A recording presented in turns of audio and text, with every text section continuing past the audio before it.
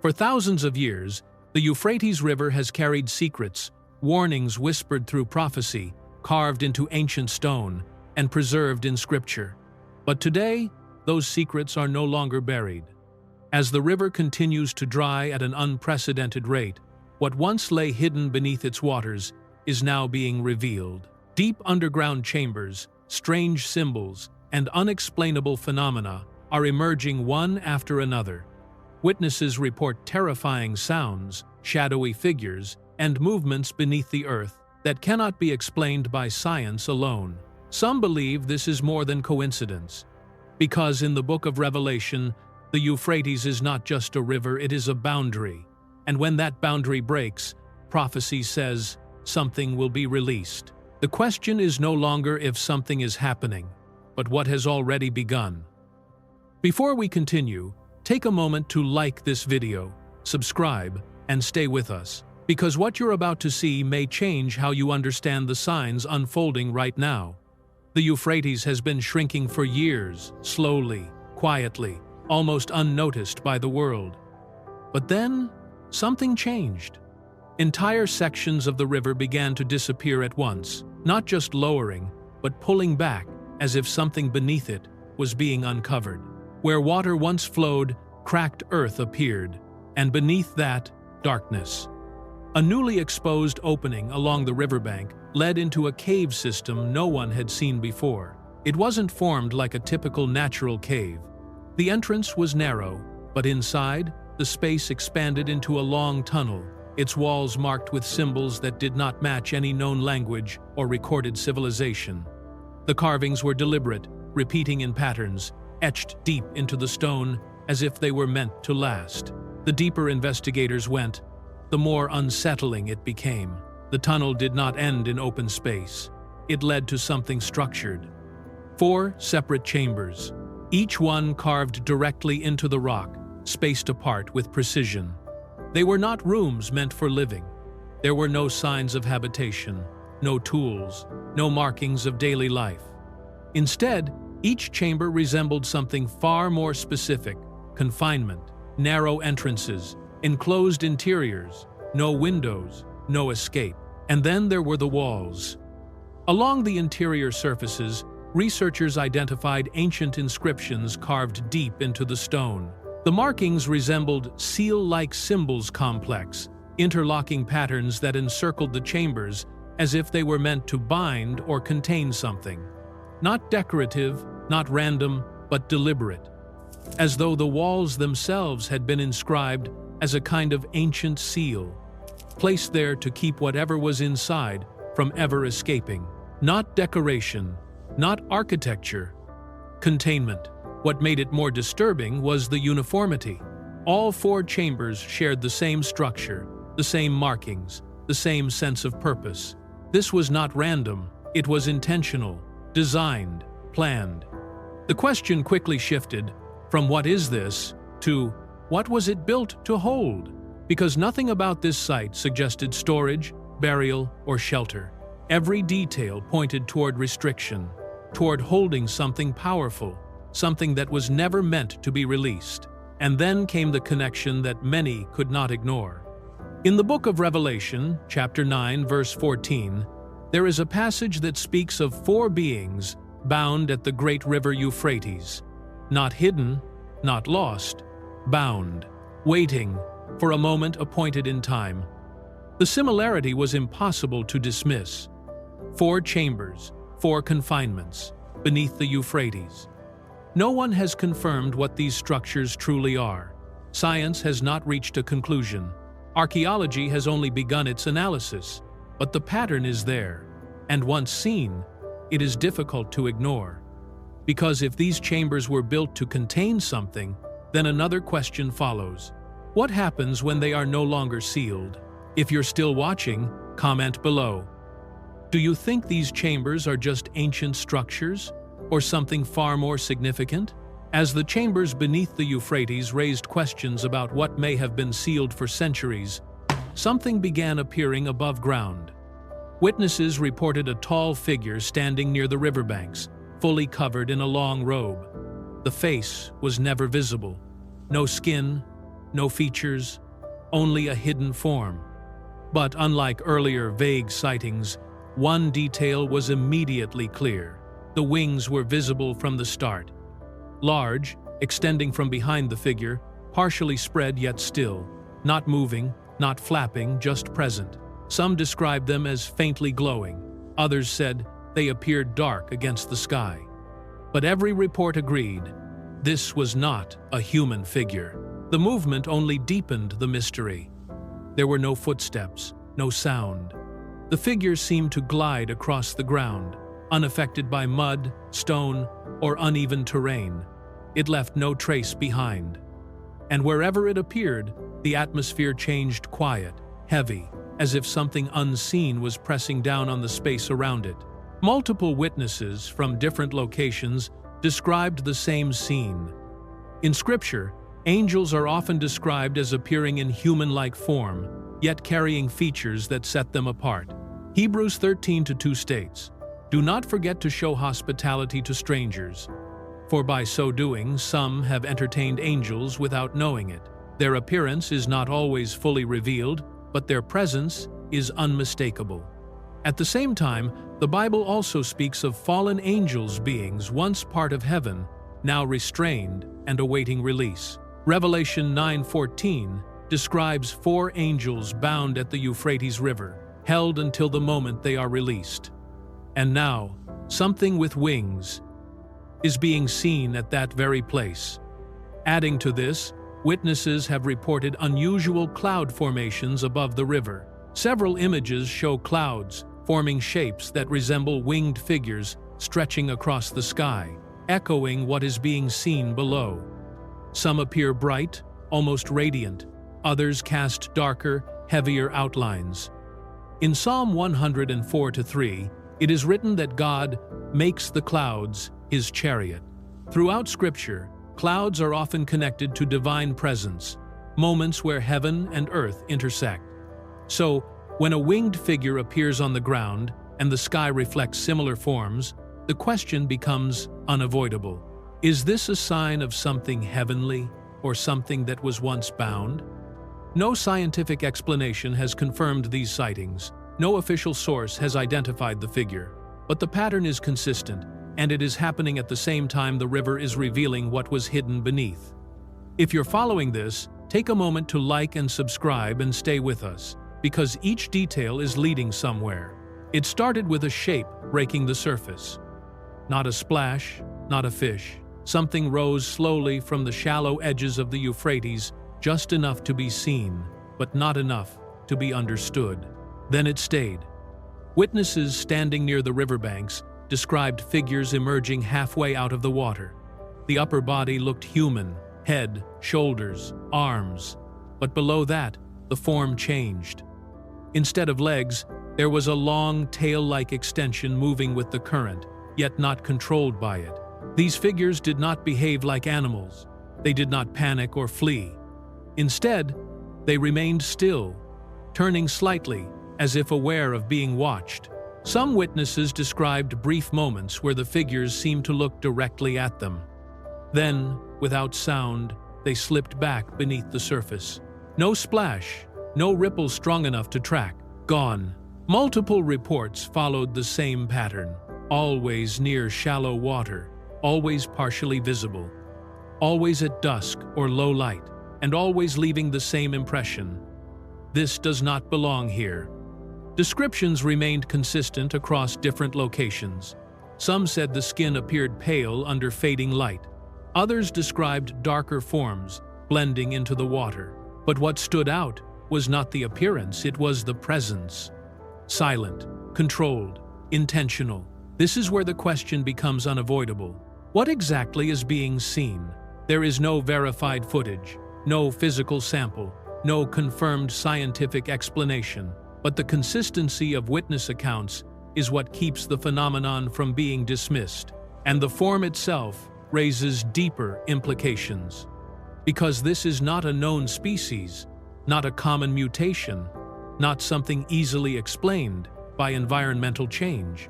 It is a hybrid shape, part human, part aquatic. In biblical imagery, There are moments where creation appears distorted forms that do not align with natural order.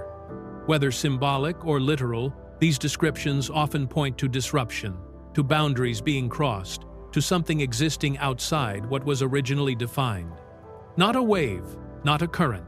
The water didn't flow the way a river should. Instead, it moved in place, rising, folding, and collapsing, as if something beneath it was pushing upward. Witnesses described it as boiling, but there was no heat, no steam, no change in temperature that would explain what they were seeing. The surface looked alive, shifting in patterns that repeated, almost rhythmic, as though responding to something unseen below. At certain points along the Euphrates, the movement became more intense. The water did not spread this behavior across the entire river. It remained localized, contained within specific sections, as if the disturbance had a boundary. That detail is what unsettled observers the most, because natural causes do not usually limit themselves with such precision.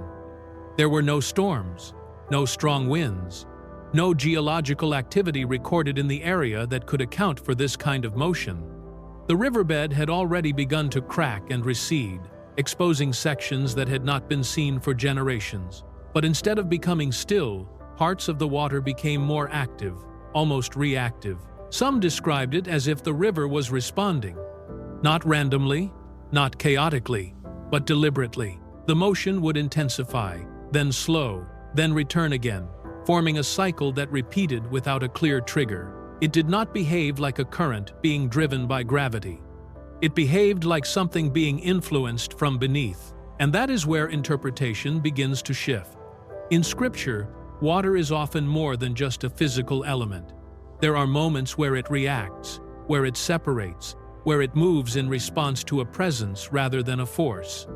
Not as a natural occurrence, but as a sign marking a moment when something greater is taking place. There are also passages where disturbances in nature are described as signals of judgment or transition, not isolated events, but part of a larger pattern where the environment itself reflects a change that has already begun. What is being observed in the Euphrates carries that same feeling. Not proof of anything definitive, but not ordinary. Because the water is not simply moving, it is behaving. And when a river begins to act outside its nature, in a place already tied to prophecy and revelation, the question is no longer just about what is happening on the surface. It becomes about what is beneath it, and what may be causing it to respond. As the shapes in the water unsettled those who stood along the river, a discovery beneath the surface brought something far more difficult to ignore. Inside one of the sealed chambers, hidden behind layers of stone and sediment, researchers uncovered a clay tablet. It was preserved in silence for thousands of years, untouched, as if it had been placed there with intention rather than lost to time. The surface carried lines of ancient writing. Careful examination revealed that the script belonged to Akkadian, one of the oldest recorded languages in human history. Every line was deeply carved, structured, and deliberate. This was not decoration. This was a message. When translated, the first inscription revealed something direct and unsettling. It spoke of a moment when the earth would shake, and four would break free from what had once held them. The wording was not symbolic or poetic. It was clear, almost like a record or a warning. Then came the second line. It described the approach of the sixth seal and declared that the hour had come. This is where the discovery became difficult to dismiss. Because the concept of the sixth seal does not originate from Akkadian culture, it is tied to the Book of Revelation, where the opening of the seals marks a sequence of global upheaval and transition. In those chapters, the Euphrates River is directly connected to the release of beings that have been bound and held back until a specific moment. The alignment between the tablet and scripture is not exact in wording, but it is striking in structure. An ancient message, buried beneath the Euphrates, describing four being released, connected to a timeline that mirrors the same sequence found in Revelation. And then there was something even more unusual. The edges of the tablet were burned. Not worn down by time, not softened by water, but marked by heat. The surface around the carvings remained intact, but the borders showed signs of intense exposure. as if something had affected it after it was sealed. This detail added another layer of uncertainty, because it suggested that the tablet had not simply rested undisturbed, it had been impacted. A second fragment was discovered nearby, smaller but still readable. Its message was shorter, but far more revealing. It stated that they would not rise alone. That single line changed everything, because it suggested that whatever the four represented, they were only part of something larger. This aligns with reports of multiple signals detected beneath the ground, and with witness accounts describing more than just isolated phenomena. Now the pattern begins to take shape. A sealed chamber beneath the Euphrates, a message describing release, a reference to a prophetic timeline, and a warning that more than four are involved. At this point, the question is no longer about whether the tablet is real, it is. The deeper question is whether it records something that has already happened or something that is about to. If you have followed this far, comment below, truth.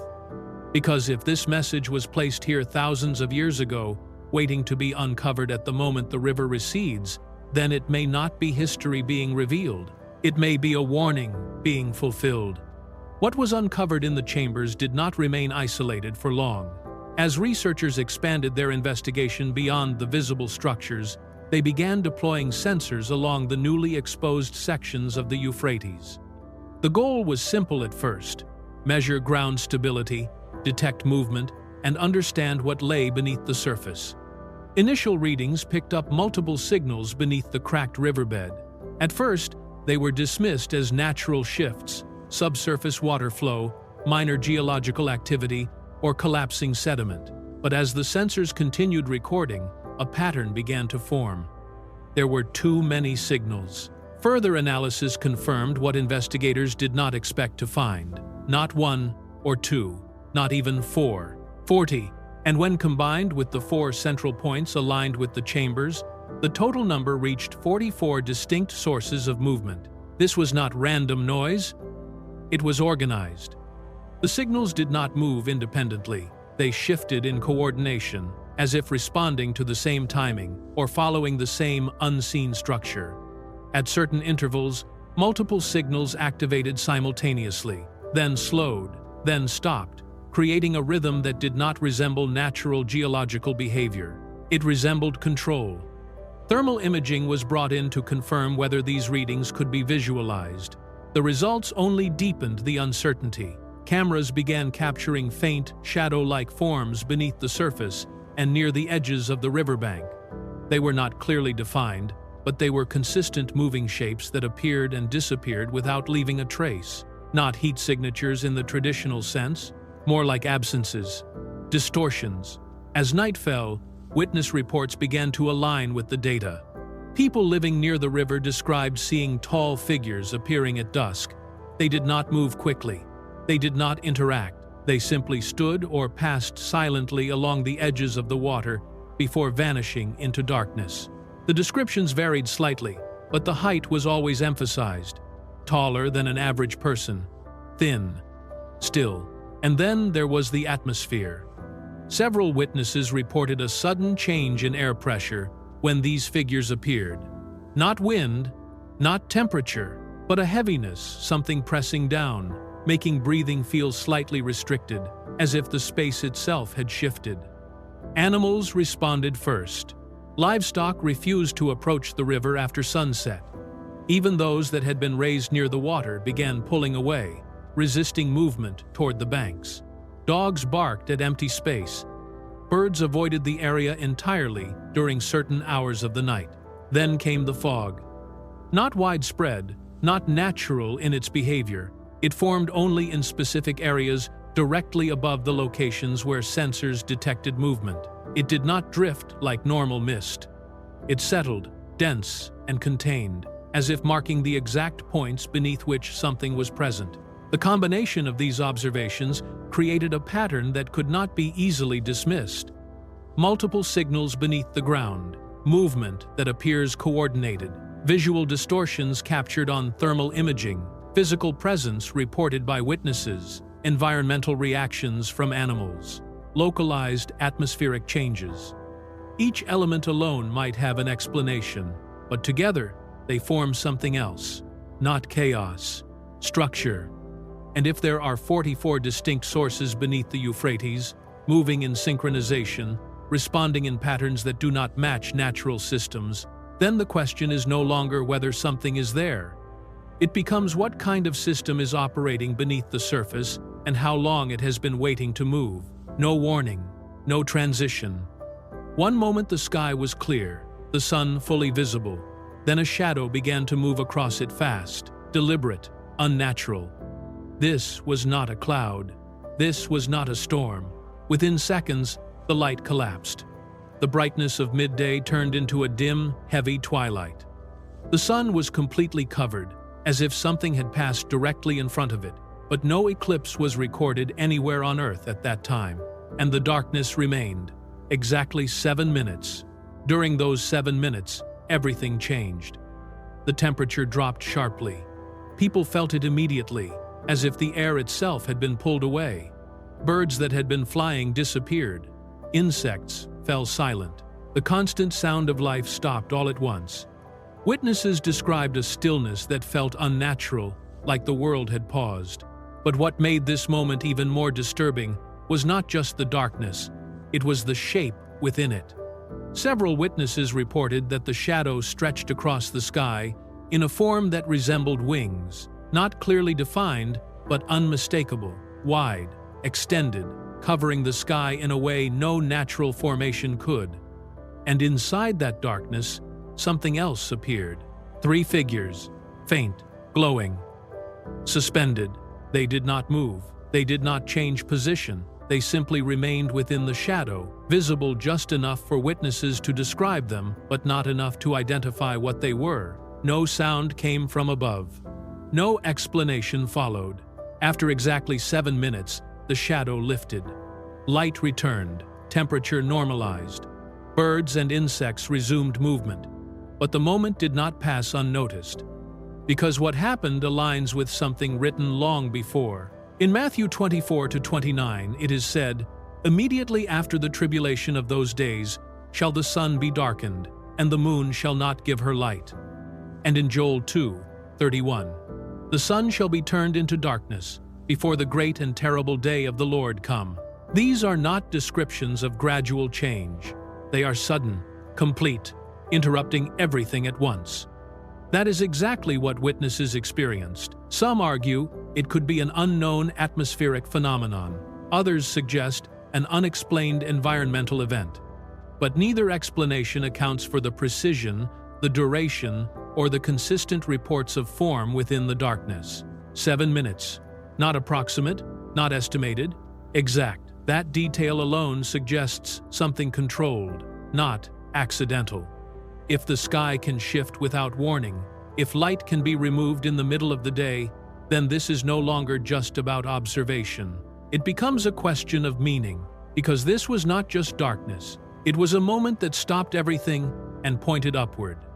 If you're seeing how these signs are aligning, take a moment to like and subscribe, and stay with this, because each event is building towards something larger.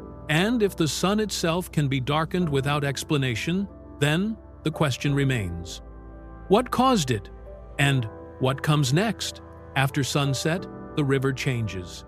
The same banks that seemed quiet during the day begin to carry sound low at first, distant, easy to dismiss. But as the night deepens, the noise returns, stronger, sharper, impossible to ignore. Witnesses describe it as a scream. Not a human voice, not an animal call, something in between, stretched and distorted, echoing across the water and the exposed ground. It does not come from a single direction. It moves, it shifts. At times it feels close, then suddenly far away, as if the source itself is not fixed. The most disturbing detail is the timing. Multiple recordings and testimonies point to the same moment. Around 3:33 inches the morning, the sound reaches its peak, louder, longer, more intense than at any other time of the night. Then it fades, only to return again the following night. Along with the sound comes something else, a vibration. Not strong enough to be called an earthquake, but noticeable enough that those near the river can feel it beneath their feet. A subtle movement in the ground, as if something deep below is shifting, pressing upward, then settling again. Some witnesses report hearing whispers layered beneath the screams, not clear words, not a language that can be understood, but multiple voices overlapping, coming from different directions at once.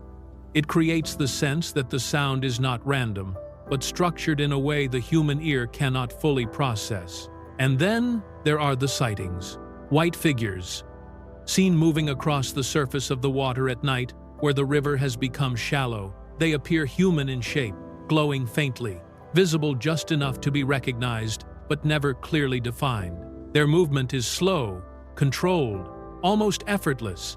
What makes these sightings more unsettling is what they leave behind. Nothing. Despite the thick mud along the riverbanks, no footprints are found, no marks, no disturbance in the ground. It is as if the figures are not fully interacting with the surface they move across. Some witnesses describe a calm feeling when observing them. Others report the opposite, a sense of pressure, of being watched, of something present but unseen. This is where interpretation begins to divide. Some believe these figures could be messengers, something beyond human understanding but not necessarily hostile. In Scripture, there are moments where beings appear unexpectedly, often at night, carrying presence rather than explanation. But others point to a different possibility: entities that were once restrained, released, no longer hidden. The combination of sound, movement, and physical reaction from the environment suggests something more than isolated phenomena. The screams, the whispers, the vibrations, the figures, each element alone could be questioned. Together, they form a pattern. Something is active, not seen clearly, but felt, not understood, but consistent. And if these events are connected to what lies beneath the Euphrates, then the night is not just revealing strange sounds, it is revealing presence. Something that moves when the world goes quiet, something that does not leave a trace, and something that does not behave like anything known. The question now is no longer about one event, it is about alignment.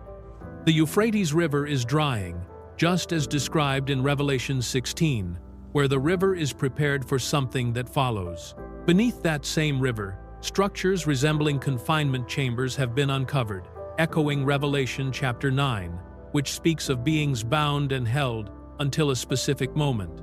Then came the tablet, an ancient message describing four breaking free, connected to a timeline that mirrors the opening of the seals.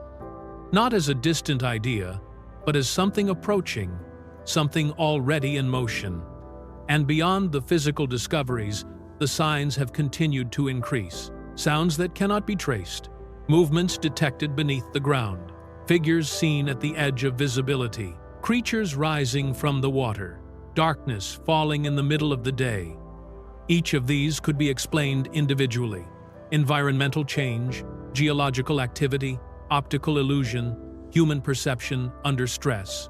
But the pattern is what changes everything.